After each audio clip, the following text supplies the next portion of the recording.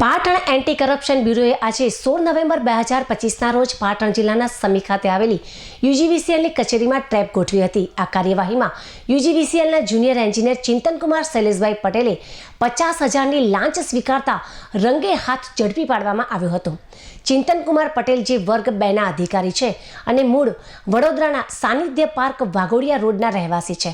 તેમણે એક જાગૃત નાગરિકના ખેતરમાં વીજ જોડાણ કરી આપવા માટે ₹50,000ની ગેરકાયદેસર માંગણી કરી હતી। ફરિયાદી લાંચની રકમ આપવા માંગતો ન હોવાથી તેણે પાટણ એલસીબીનો સંપર્ક કર્યો હતો અને આ અંગે ફરિયાદ નોંધાવી હતી।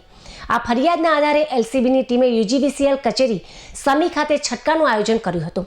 ટ્રેપ દરમિયાન આરોપી ચિંતનકુમાર પટેલે ફરિયાદી પાસેથી ₹50,000ની લાંચની રકમ સ્વીકારી હતી।